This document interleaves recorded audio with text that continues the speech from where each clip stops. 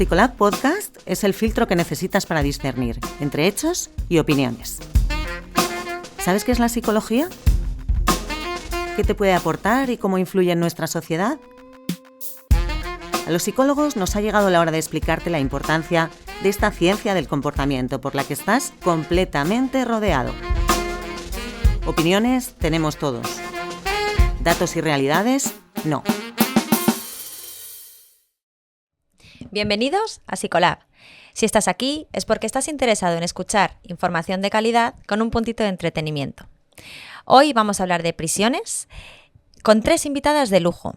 3 mujeres psicólogas que van a intentar darnos luz en este mundo tan desconocido y a la vez tan atractivo para todos. Me acompañan a mi lado, en primer lugar... Hola, soy Noelia. Noelia. Soy psicóloga del Cuerpo Superior de Técnicos de Instituciones Penitenciarias y actualmente tengo el puesto de directora del Centro Penitenciario de Navalcarnero. Llevo desde 2011 aproximadamente, desde que aprobé las oposiciones, aunque antes ya había tenido contactos con la institución penitenciaria y he estado en distintos centros como Daroca, Albocácer, he sido subdirectora del Psiquiátrico Penitenciario de Alicante y también de Alcalá Meco, de la prisión de hombres. También he sido psicóloga en el Servicio de Gestión de Penas de Navalcarnero y ahora directora desde hace aproximadamente 2 años. Pues muchísimas gracias, Noelia. Gracias a ti. A tu izquierda tenemos a María. Soy María Ayela y soy psicóloga también penitenciaria desde el año 82, que aprobé la oposición, vagando por muchas prisiones, desde Galicia, en Bonse, Extremadura, en Cáceres 2, siempre de jóvenes, me interesaba a mí mucho. Luego Caña 1, la prisión está antigua, Aranjuez, pasé a la Secretaría General para potenciar los programas abiertos de tercer grado y alternativas cuando se creó la subdirección, y terminado en Victoria Kent, en el CIS, que es una realidad que ahora hablaremos de ello. Claro que sí. Muchas gracias, María, bienvenida. Y en último lugar... Pues mi nombre es Marta, yo también soy psicóloga del cuerpo técnico, llevo 15 años en prisiones, también he hecho turismo penitenciario por varios centros, he estado por León, por Murcia, en Aranjuez. Actualmente soy coordinadora territorial de la entidad para el trabajo y para la formación para el empleo, haciendo proyectos de inserción sociolaboral y bueno, pues a lo largo de estos años lo que nos pasa a muchos psicólogos, ¿no? He ejercido de psicóloga, he ejercido de subdirectora de tratamiento, he sido administradora y ahora bueno, pues en otra historia haciendo cosas para hacer proyectos interesantes para los internos. Pues muchas gracias, Marta. Pues bienvenidas a las 3. Muchísimas gracias por venir y por acompañarme en este propósito de dar a conocer de una manera rigurosa qué hacemos los psicólogos, en este caso qué hacéis las psicólogas en instituciones penitenciarias. Y si os parece, vamos a comenzar. Si os parece, contadnos un poquito brevemente qué diferentes regímenes hay en instituciones penitenciarias. No sé quién quiere comenzar. En principio los internos cumplen las penas clasificados en distintos grados, primero, segundo y tercero. El primer grado pues es un régimen de mayor aislamiento. Lo que pasa que con el paso del tiempo es verdad que la institución penitenciaria ha ido dejando este régimen un poco para casos muy, muy concretos, muy particulares y se mantiene durante el mínimo tiempo imprescindible, ¿vale?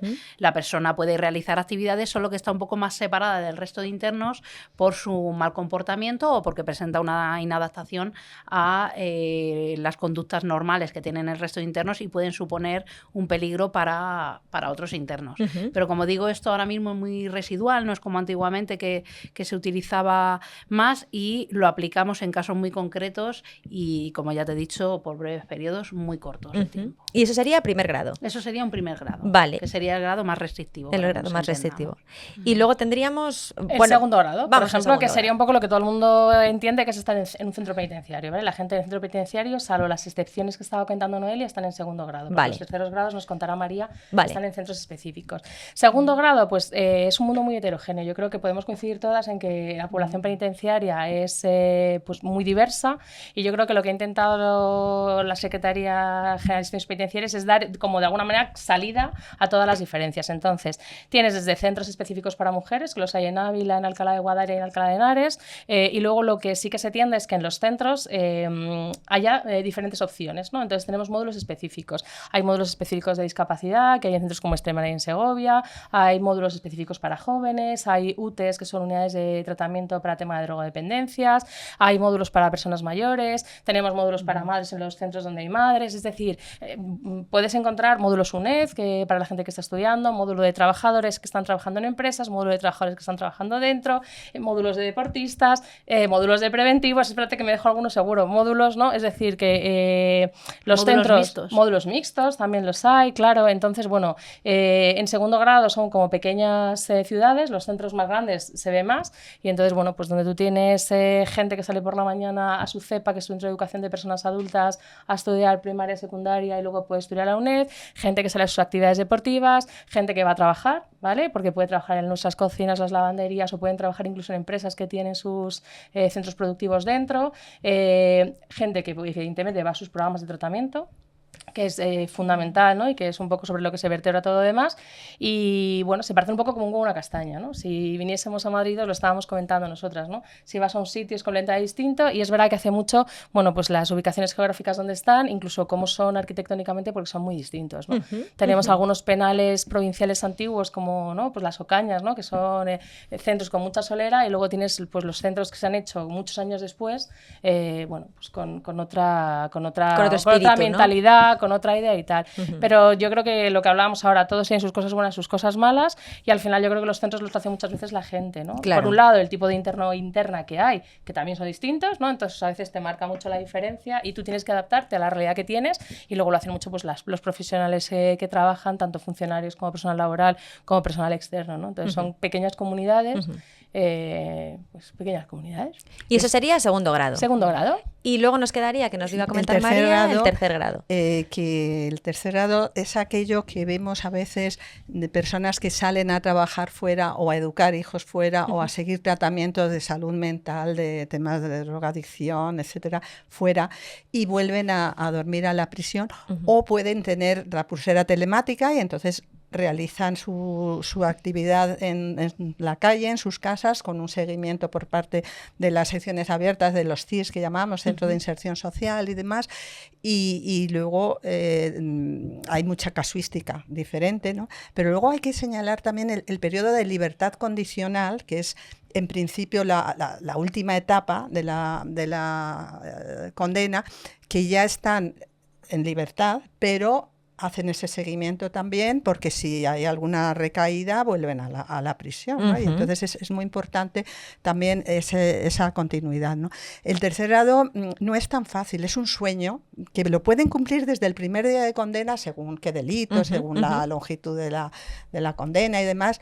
Pero normalmente no, normalmente empiezan en segundo grado, empiezan a salir de permisos y luego ya empiezan a cumplir con esta libertad progresiva, ¿no? Una libertad que no es fácil, porque la vida no es fácil, porque la cárcel, como estáis describiendo, pues es la realidad de la calle, o sea, ya hay de todo en una prisión, ¿no? Es como un pueblo en grande. Y a veces las rupturas familiares, la dificultad de encontrar trabajo, de encontrarse con uno mismo, de reflexionar. De reconciliarse con uno mismo a veces. Exacto, incluso. Reflexionar qué ha sido de mi vida, qué estoy haciendo yo, de pensar en las víctimas, que eso ayuda también mucho a seguir avanzando. Y eso sí que ha ido avanzando, hay como 140.000 medidas alternativas cumpliéndose todos los años, y esas personas no tienen que entrar en prisión, y yo creo que por ahí va el futuro.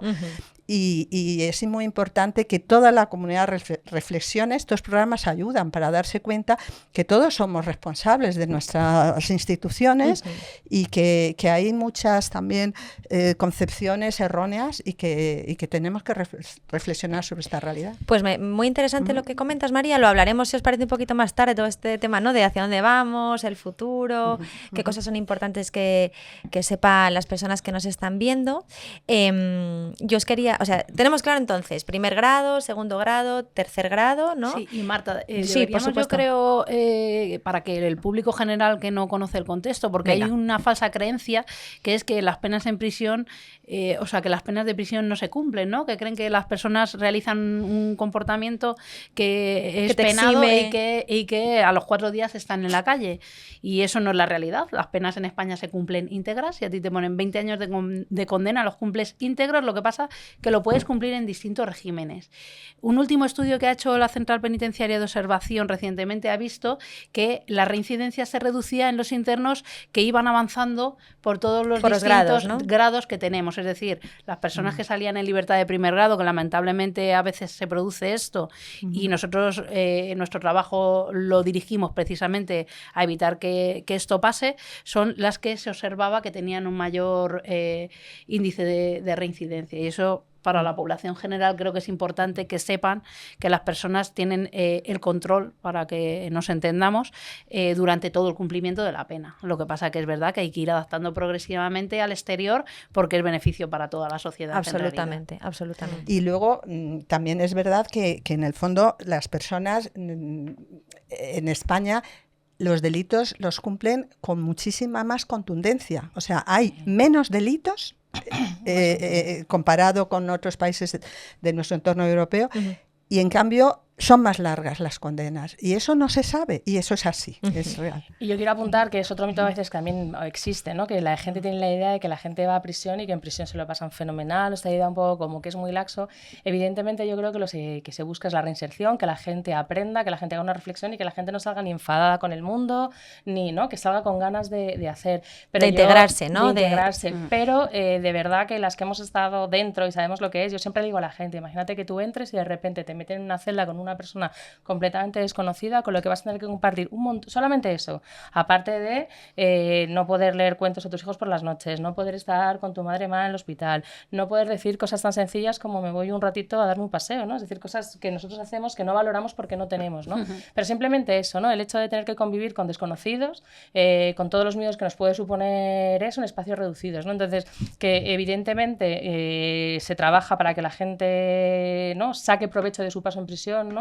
No quita para que realmente es una experiencia, ¿no? Yo le digo a los internos muchas veces, ¿no? Haz de esto, o sea, sobre esto construye algo que merezca la pena, pero la experiencia de base yo creo que todos tenemos que reconocer que, bueno, que no es grata. No es que sea grata, es que es duro, es que aquí te quiten tu libertad, que no puedas hacer tus movimientos, que te separen de la gente, ¿no? Un poco el estar separados de la gente a la que quieres, es decir, que es una experiencia, ¿no? Yo a veces que ahora se buscan estas experiencias extremas, pues si quieres una experiencia extrema, yo le digo a la gente, hay gente que paga por tener experiencias extremas, usted está aquí ahora con nosotros, vamos a aprovechar, ¿no?, por verlo, ¿no? Vamos a aprovechar una experiencia que es muy límite, usted va a encontrar muchos límites personales y vamos a trabajar sobre ellos, pero que es una experiencia extrema y límite lo es, ¿no? Y bueno, hay que empatizar también un poco con el sufrimiento inherente ¿no? Y hay gente que le gusta adaptarse. Y no solo al propio interno, sino también las todo familias. su contexto.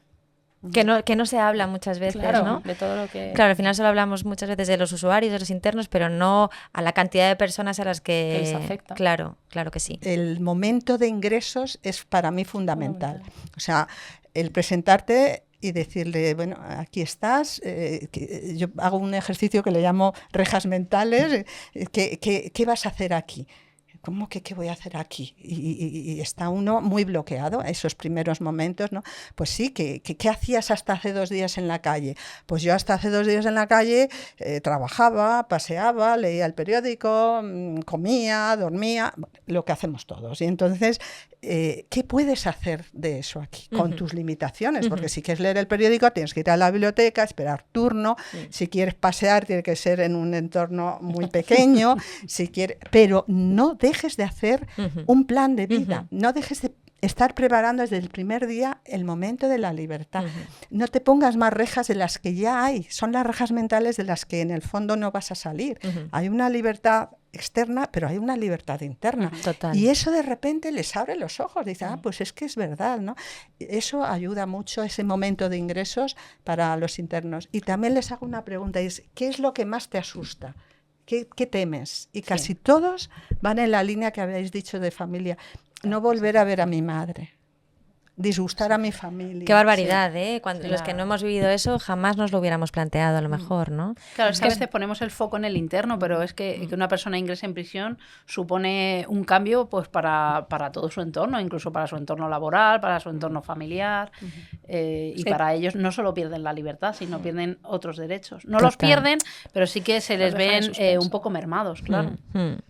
A ver, es que yo creo que cambia completamente el sistema, ¿no? Cuando hablamos a veces de lo importante que es, por ejemplo, a los internos trabajar dentro y ser autónomos, ¿no? Que hay una parte que evidentemente es para tus gastos, pero tú fíjate que cualquiera de nosotros ahora tuviésemos que depender económicamente otra vez de tu madre, de tu padre, de tu pareja, de tu expareja, de tu hijo, ¿no? Entonces, es decir, que eso es un ejemplo de cómo el sistema de alguna manera fíjate esas relaciones con los hijos, ¿no? Que difícil es mantener determinadas posiciones, ¿no? de ejemplo cuando estás dentro, ¿no? Entonces, es verdad que yo creo que es una parte muy bonita del trabajo, que es todo el tema del acompañamiento. Claro, el interno en principio no está deseoso de cambiar, como tampoco en la calle las personas que vamos al psicólogo al principio tenemos esa confianza, ¿no? Hay cierto recelo hacia la figura del psicólogo, ¿no?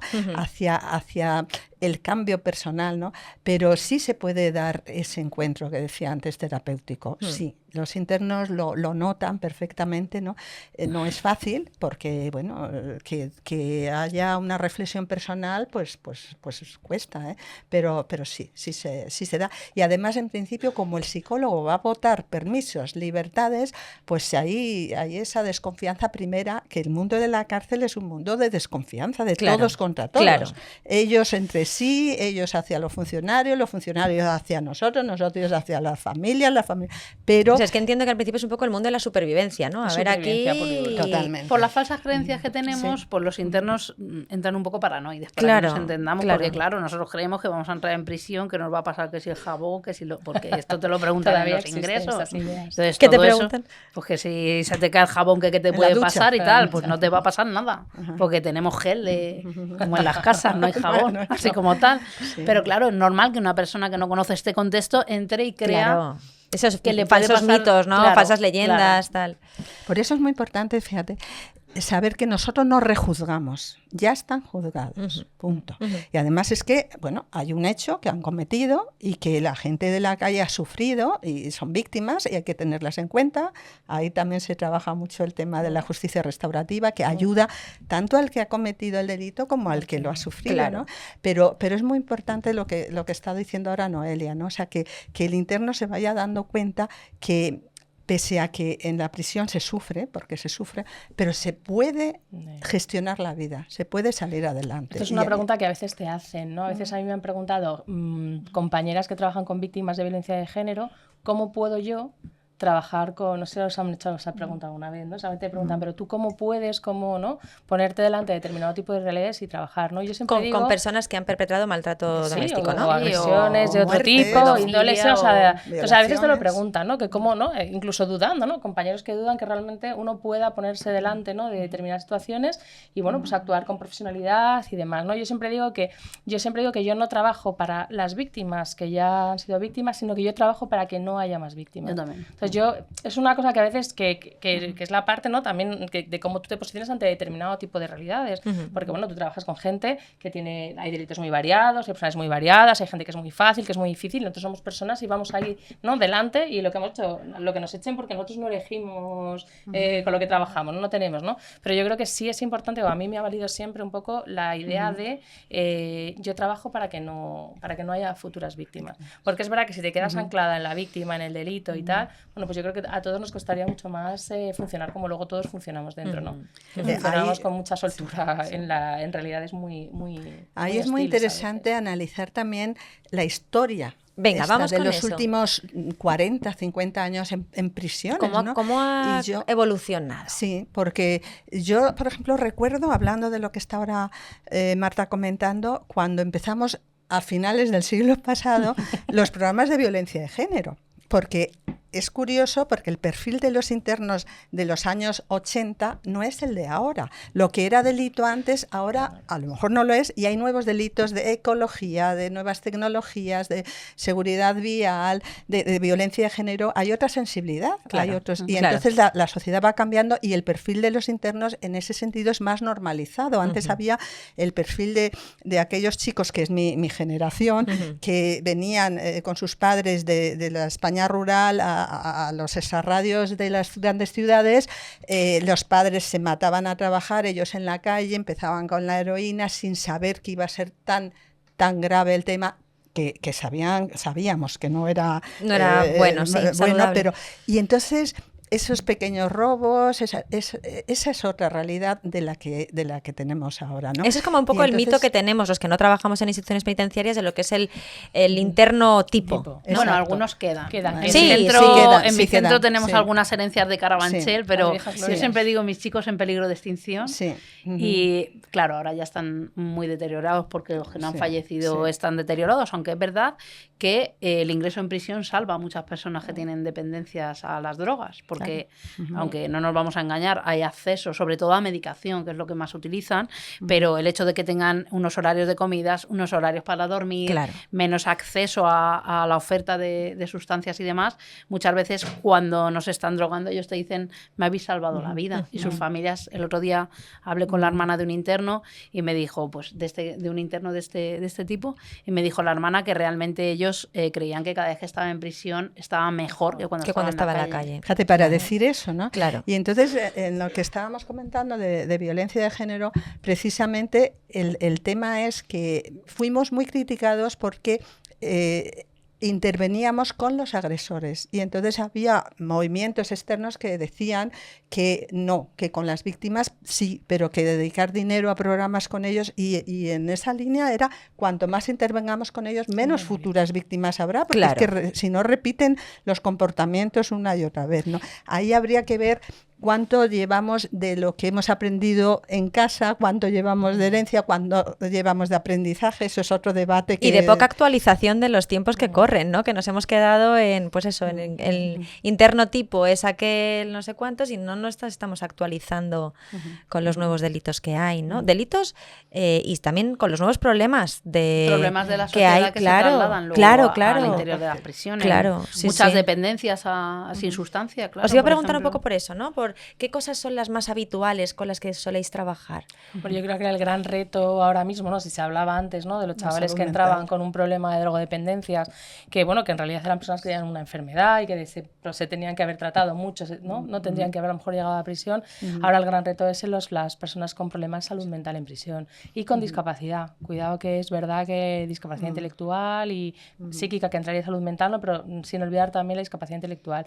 Yo creo que era un reto. El número es importante y luego además es verdad pues que los centros penitenciarios están pensados o organizados para unas cosas, pero claro, hay cosas que te exceden, ¿no? Porque bueno, requieren a veces no solo de profesionales estupendos, que los hay, sino también de espacios, ¿no? y de organizaciones bueno, pues que sean más capaces de dar las respuestas que ellos necesitan. Entonces, entre las muchos que hay, yo digo salud mental. A ver. Sí, bueno, y también las drogodependencias también, que igual que ha sucedido en la calle, pues han variado. Hay drogodependencias, por ejemplo, ahora más a la cocaína base, a todo tipo de pastillas. Entonces, es verdad que un gran número de internos tienen dependencias, pero ya no son dependencias a heroína. Claro, sí, además tenemos módulos específicos para intervenir sobre este tipo de problemáticas. Y luego otros internos que entran por otras cosas, pero que a la vez también el tema del consumo de sustancias está muy presente. Porque es fácil cuando uno entra en prisión tener contacto con droga, consumir. No es fácil. O sea, no es fácil consumir al nivel que tenían en el exterior. De hecho, muchas veces pasa, y es una situación de riesgo, cuando una persona sale de permiso, que está abstinente en el interior de la prisión, o a lo mejor ha tenido acceso a pastillas y demás, pero a lo mejor lleva sin consumir cocaína o heroína tiempo, es un factor de riesgo para que tenga una sobredosis. ¿Por qué? Porque sale, consume al mismo nivel que estaba consumiendo antes y tiene una sobredosis. Es un problema que se nos produce en algunas ocasiones, pero acceso a drogas ilegales dentro de la prisión se tiene, no vamos a decir que no, pero sobre todo el problema es de las pastillas de curso normal, pues que ellos se las trapichean unos a otros. Pero el acceso es mucho más limitado. Claro. Lo que tienen es una sensación de falsa seguridad, ¿no? Eso el es. tema del alcohol, que el alcohol en prisión es vamos, muy difícil la chicha que pueden hacer con fruta, pero vamos, el alcohol en prisión es verdad que es inexistente prácticamente, ¿no? Entonces, ellos tienen una sensación de falso control. No, si esto ya lo tengo, ¿no? Además, lo tienen como muy elaborado. Sales... Sí. Y es verdad que por eso el tema de recaídas, ¿no? Porque es lo que hablábamos un poco en ese sentido. Es verdad que en prisión es un mundo muy seguro a muchos niveles, ¿no? Ellos se sienten muy seguros y quieren, ¿no? Y además es verdad cuando ves que la gente quiere, pero claro, no hay exposición a determinado tipo de estímulos, ¿no? Que sí los hay. Por eso son tan importantes los permisos, ¿no? Por ir probando y yo pruebo, vuelvo a entrar, sigo trabajando y vuelvo a probar, ¿no?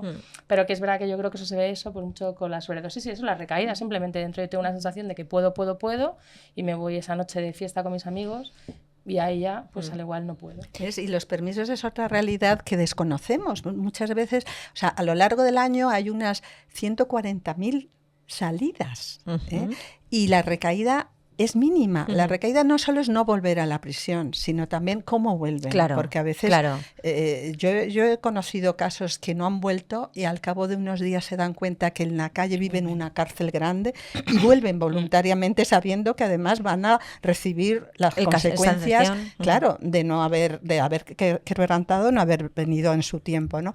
Pero los permisos, siendo difíciles, hay que trabajarlos antes. Hay grupos de estos, y es que en estos años se evolucionó muchísimo en cuanto a los grupos de tratamiento, y hay grupos de preparación para permisos que entre ellos mismos además se dan testimonio de qué dificultades he encontrado yo, cómo he salido adelante con esto, etcétera. Hay enormes... Claro, es que hablaba Marta, ¿no? Y Noelia lo decía, lo apuntaba al principio, de la prisión es un lugar controlado donde es mucho más difícil el acceso a cualquier tipo de droga, el alcohol prácticamente inexistente. Y yo pensaba, ¿no? Qué importante el contexto. Claro. O sea, es que al final, y qué importante, al hilo de lo que estábamos comentando antes, lo que decías tú ahora, ¿no? Los permisos, o sea, que la gente se entere, la sociedad se entere que no son privilegios solamente, podemos entenderlo así, ¿no? Privilegios entrecomillados para las personas que están cumpliendo una condena, sino en realidad que nosotros como sociedad tenemos que entender que tenemos que que seguir manteniendo esto, ¿no? Porque va a ir también a nuestro favor. O sea, personas que no salen de la noche a la mañana de primer grado a libertad, sino que van poco a poco y que se van integrando poco a poco en la sociedad para que no, en la medida de lo posible, no vuelvan a consumir, no vuelvan a cometer delitos, tengan una vida mucho más estabilizada, vamos a normalizada. Y para allanarles la salida, ¿no? Porque a veces es verdad que nosotros protegemos, las familias protegen, ¿no? Yo entiendo que una persona está en prisión y hay muchas cosas que no le cuentan, porque ¿para qué le voy a contar a mi hermana o a mi hermano que está en prisión lo que estamos pasando en casa, ¿no? Entonces, pero llega un momento en que a eso hay que salir, ¿no? Entonces es verdad, ¿no? Yo recordaba estos compañeros cooperantes que se iban de cooperación y luego volvían y contaban lo difícil que era volver a la vida real, porque la gente te lo ha contado por carta, te lo ha contado por tal, pero cuando vuelves te das cuenta que la vida ha seguido, que tú has estado un tiempo fuera y que la vida ya no va a ser igual que... Puede ser mejor o peor, pero igual, ¿no? Entonces yo haciendo un poco esta tal, digo, es que es lo mismo. Entonces, ¿permiso premio? No, permiso prueba, permiso reto, permiso... Y de hecho hay veces que cuando yo he votado no permisos y se lo he explicado al interno o a la interna y es que creo que ahora mismo te hago un favor no dándotelo, porque creo que ahora mismo no es el momento, porque no es todo salgo, ¿no? O sea, y esto hay veces que yo digo, mira, que yo no es... Te estoy explicando que quizá este no es el momento, que a lo mejor dentro de un tiempo, digo, porque a lo mejor te estamos dando un permiso y un permiso mal dado, pues a lo mejor es ponerte en una situación... Es un factor de riesgo, ¿no? Es un factor de riesgo, pues porque a lo mejor no tenemos ninguna necesidad de correr, ¿no? Entonces yo creo que hay que verlo así, ya te digo, yo creo que es que tiene que ser muy difícil. O sea, eres tú cuando estás un tiempo, por lo que sea, fuera de tu entorno y vuelves, entonces uno se ha casado, otro se ha divorciado. Claro, es que la vida, ahí todo el rato pensando sin nada dramático. Y digo, no penséis nada terrorífico, sino simplemente la vida misma. Y ahora yo vuelvo, y tengo ya de los cooperantes porque está fuera y te dicen, mira que me vuelvo a ir. Digo, pero hombre, no. Que un poco en el hilo de lo que dice Marta, yo tenía un interno, ¿no? Que era ordenanza y tenía bastante confianza con él y salió un permiso, llevaba a lo mejor 13 años sin salir y fue con toda la revolución esta de los móviles y demás, y él me decía, Noelia, yo ya no salgo más porque en mi casa han puesto una cosa que se llama Fifi o no sé qué y entonces están todos así con el móvil y no me hacen caso y tal. Claro, ellos, a lo mejor si tú estás 13 años en prisión, te tiras 13 años imaginando tu vida como era, pero los 13 años en la calle pasan muchas cosas. Entonces, cuando ellos salen, pues es un impacto, y con toda la revolución de los móviles y demás, para ellos ha sido... O sea, por ejemplo, imagínate, ellos tienen unos teléfonos, o sea, unos cuchillos que son como de plástico, ¿no? Pues a lo mejor una persona que se tira 12 años, 13 en prisión, cuando sale y tiene que coger unos tenedores y unos cuchillos que tienen peso, que son metálicos y demás, para ellos eso es un impacto. Total. Entonces, imaginaros todo el tema de la revolución de los ordenadores y demás, ha sido difícil para... Y luego, claro, pues les cuesta, pues a lo mejor han tenido alguna pérdida en la familia, tú estás en otro contexto y a lo mejor sabes que tu padre ha fallecido, pero hasta que llegas a tu casa y ves el sofá donde se sentaba tu padre, que ya no está, pues claro, ahí muchas veces se dan recaídas, y todo esto sirve que durante el permiso lo vean, vengan y nosotros lo trabajemos con ellos. Exacto, y que tu habitación la han ocupado tus sobrinos, tus hermanos, porque llevas 13 años en prisión, por ejemplo. Claro. O alguna, yo he trabajado mucho el tema del teatro allí con ellos y sacarles. Yo recuerdo una vez uno de ellos que vino y dice, María, ponte el teléfono del teatro fijo, porque no existían móviles de aquella, ¿no? Que mi madre no se cree que estoy en el teatro. Y la madre dice, pero si mi hijo en la vida ha salido al teatro, es que se ha escapado a la cárcel. Digo, no, que está con nosotros, etcétera. O, ¿por qué le obligáis a hacer la cama? Viene de permiso y quiere hacer la cama. Mi hijo en la vida ha hecho la cama. Digo, no, es que tiene que responsabilizarse o sea, que es una vida muy diferente y hay que ir progresivamente enfocando. Que tiene mucho que ver con autonomía, ¿eh? Nosotros, tú fíjate, ir al banco, o sea, parece una tontería, pero tú fíjate que esto lo comentamos, ¿no?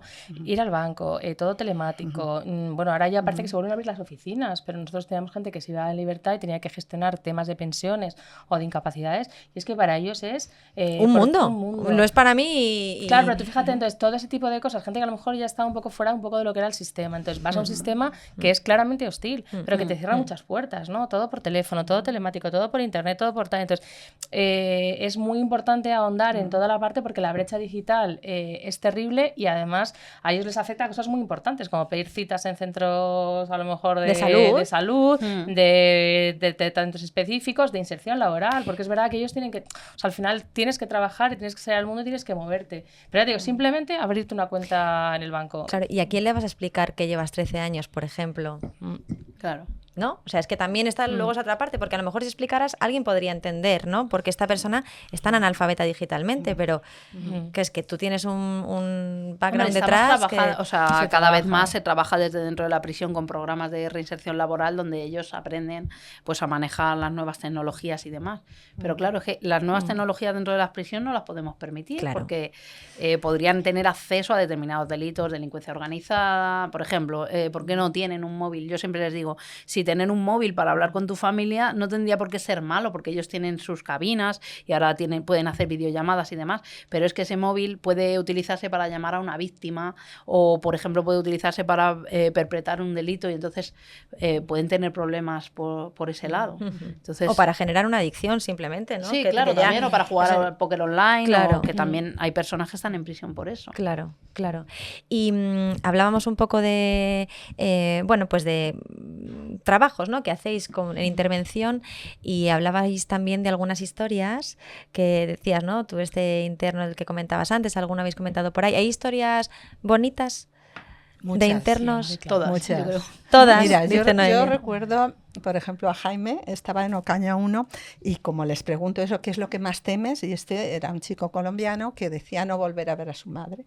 Era el tiempo además del SIDA, de los finales de los 80, primero de los 90, que en prisiones fue muy duro, y que fíjate, había internos que querían morir allí en enfermería, cuidados por sus compañeros y por nosotros, porque había mucho desconocimiento.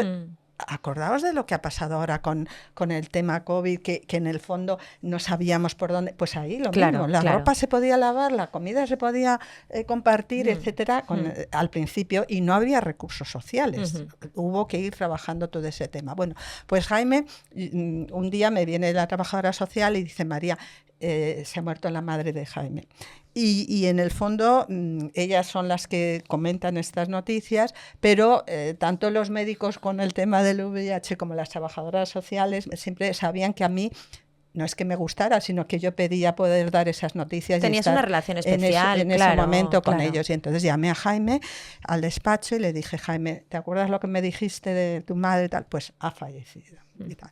Y entonces, bueno, pues un rato ahí de silencio, de llanto. En el despacho es muy importante tener agua y pañuelos de papel donde puedan expresarse, porque es que ¿dónde van a ir a llorar? En un patio delante de todos. Claro, o sea que, claro. Y entonces, bueno, pues yo le dije, Jaime, vamos a hablar con tu madre. Ahora no necesitamos cartas ni teléfonos, y estuvimos así un ratito.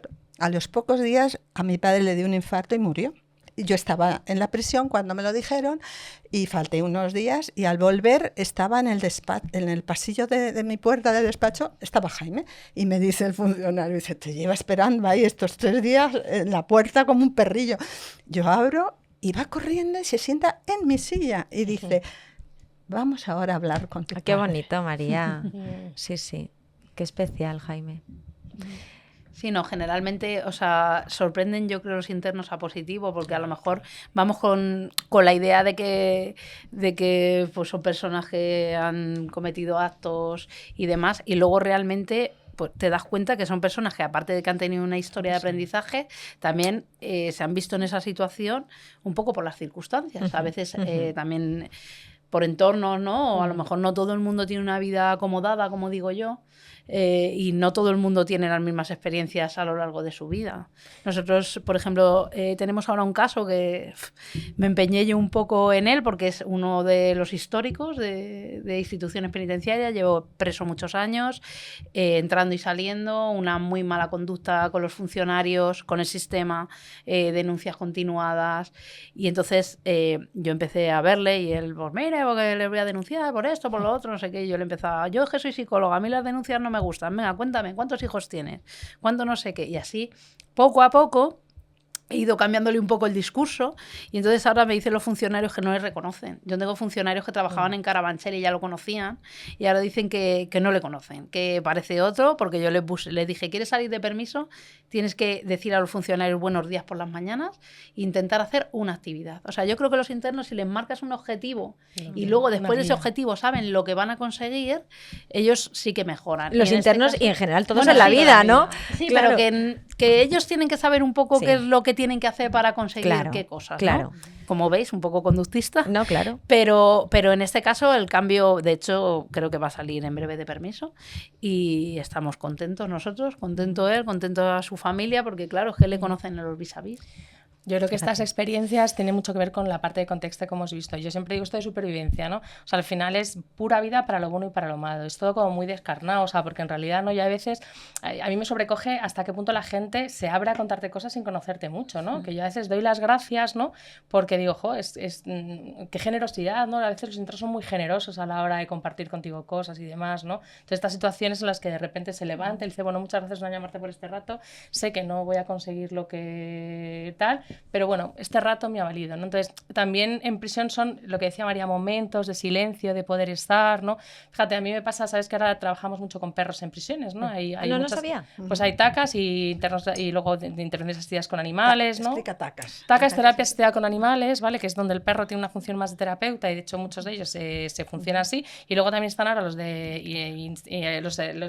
intervenciones asistidas con animales, que a mí me gustan más.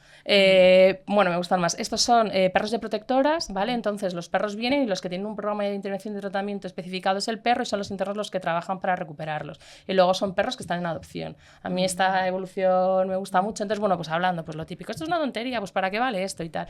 Y yo digo, mira, yo hay momentos en que he visto abrazos aquí dentro con el perro y con el interno, que es lo que decía, son abrazos que es que en prisión no se pueden dar en un momento determinado, ¿no? Y fíjate, para trabajar con víctimas, claro, son perros muchas veces que tiene una historia de maltrato detrás, ¿no? Esa manera de empatizar con Triana, con la perra, ¿no? Yo digo, sí, ¿no? Si fuésemos capaces de empatizar así de bien con otro tipo de víctimas, ¿no? Entonces, es verdad que nosotros nos tenemos un elemento ahí que somos afortunados, porque sin llegar a ser un perro al que pueden abrazar, no hemos llegado a eso, ¿no? Pero sí que podemos tener esos momentos con ellos, de ser una vía de escape muchas veces, ¿no? Que yo creo que muchas veces no lo veremos. Yo había un educador en León que decía esto de que nuestro éxito es el olvido, ¿no? que es una de las cosas que al final hacen daño a los profesionales en el sentido de que yo creo que te vas quemando porque no eres capaz de ver muchas veces los resultados. Claro. Tú ves las estadísticas que comentaba María y son maravilla, pero tú solo lo ves, no deja de ser un número. Claro. ¿no? Entonces es verdad que nuestro éxito es el olvido, pero yo creo que esos momentos, ¿no? que a lo mejor incluso no se reflejan en un momento determinado en el día a día de la prisión, ¿no? pero yo creo que sí que hay momentos, encuentros o puntos de inflexión que yo estoy convencida que es una experiencia que quizá en otro momento pueda ser útil, quizá ni siquiera en esta condena, ¿no? Pasa con jóvenes, ¿no? Que a veces les digo, ay madre, que no nos vaya a servir esto en esta condena y vamos a tener que venir a la siguiente.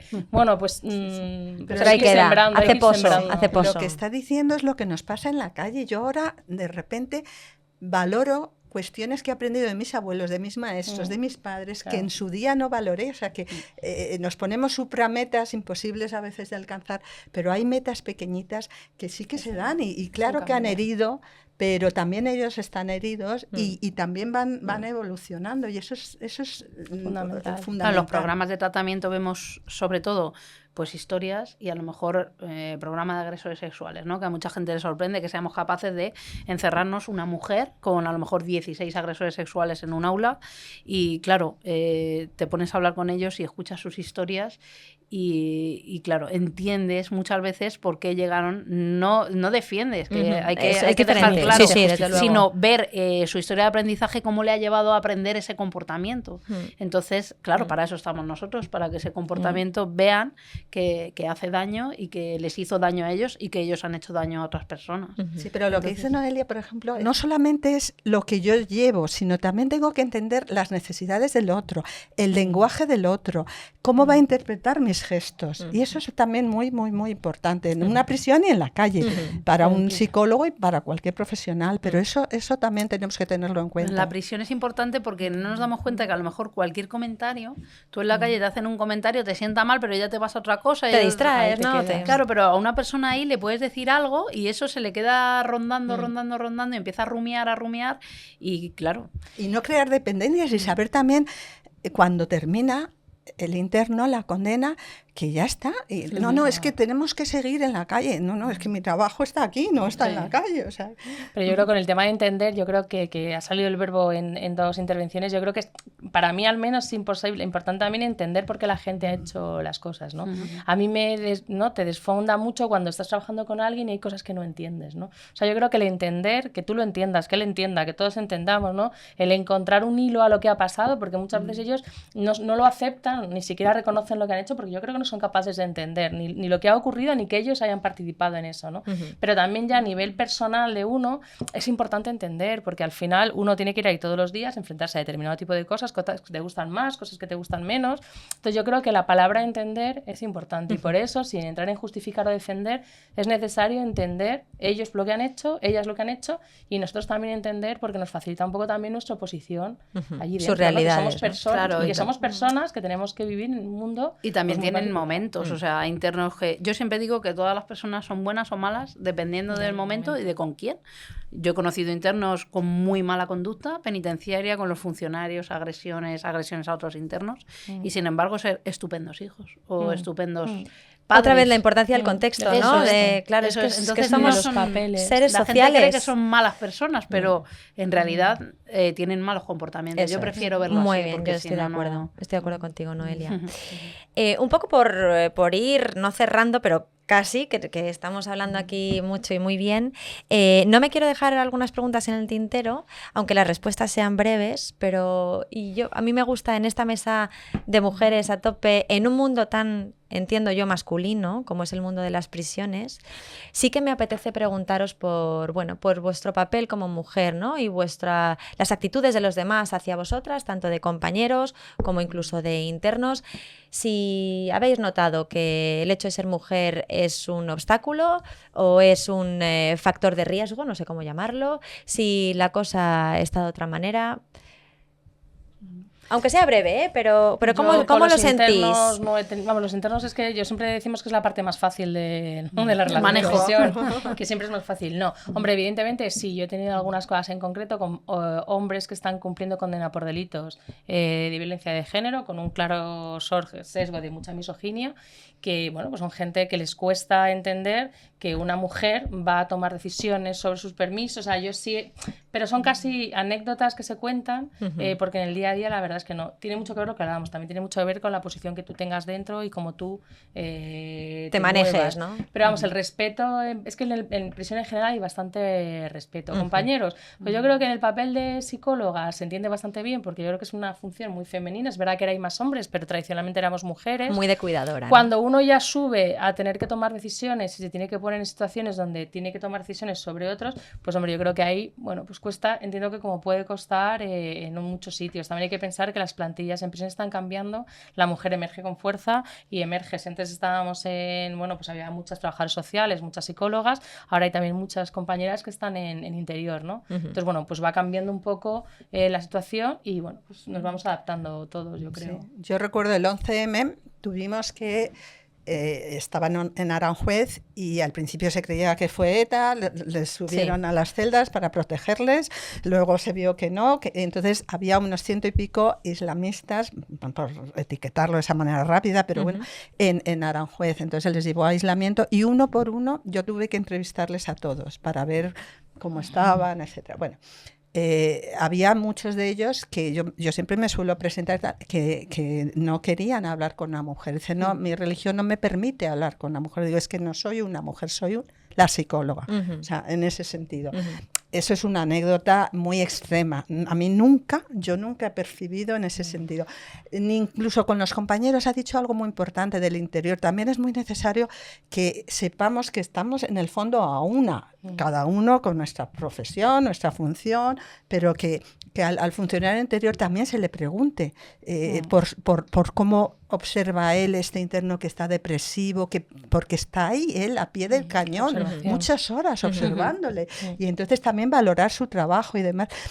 Sí que ha habido alguna anécdota así de una vez un director me dice, oye, que no te he ofrecido la subdirección de tratamiento a ti porque como estás en edad de procrear, a ver si vas a faltar teniendo hijos. Claro, de esto hace muchísimos años. Espero. Y yo creo que todo eso también ha ido como en la sociedad externa evolucionando. Pero yo nunca he tenido la sensación de ser diferente por ser mujer. Siempre he luchado, siempre me he sentido ahí en mi medio o he intentado cambiar cosas de una manera natural.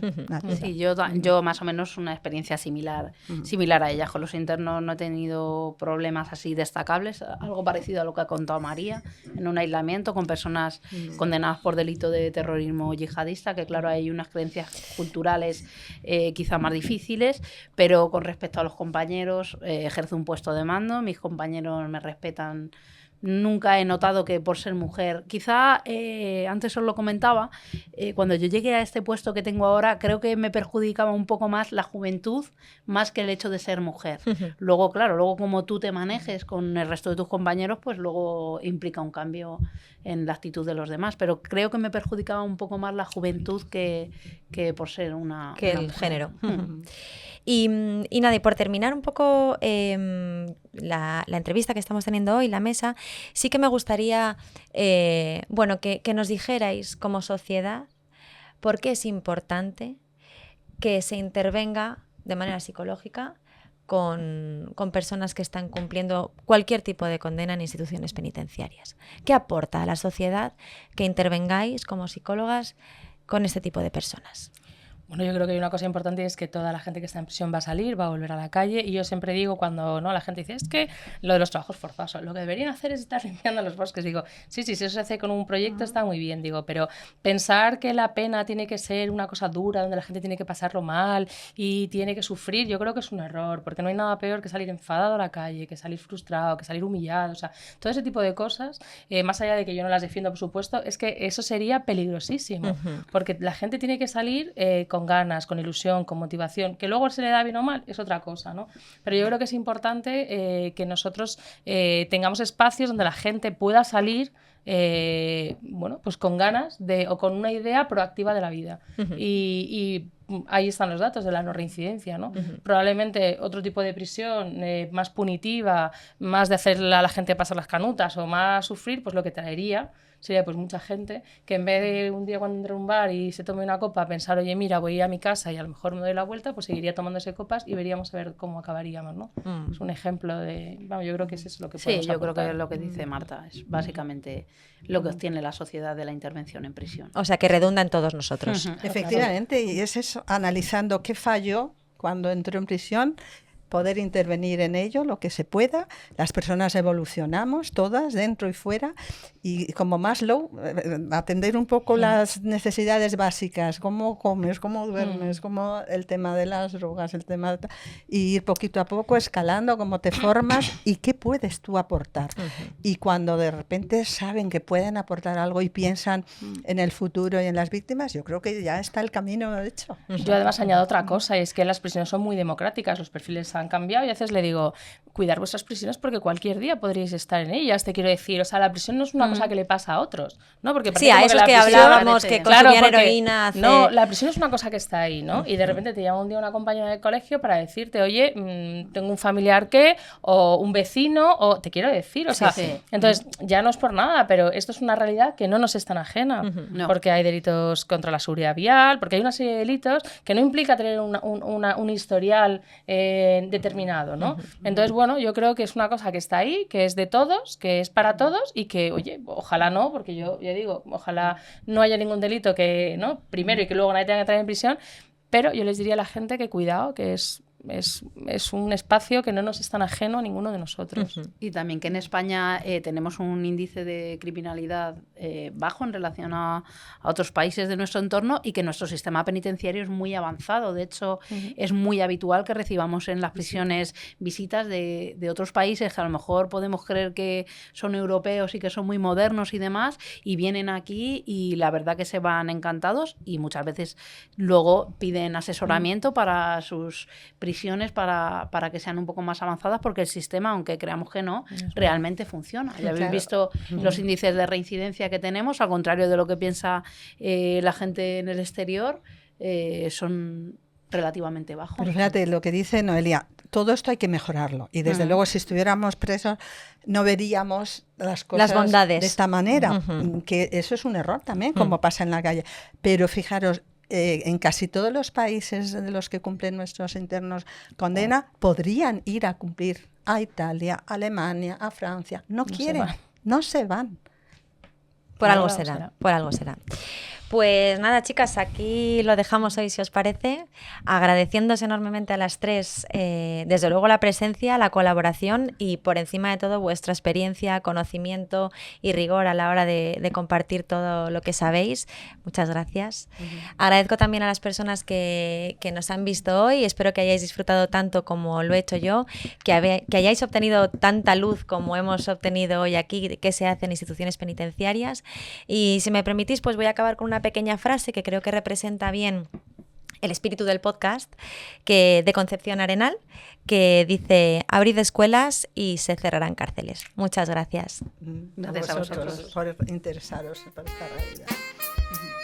Todos somos contingentes, pero tú eras necesario.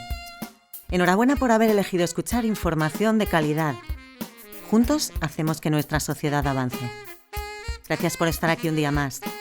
Te esperamos en el próximo episodio. Y si crees que a tus amigos, incluso enemigos, pudiera ayudarles este contenido, compártelo.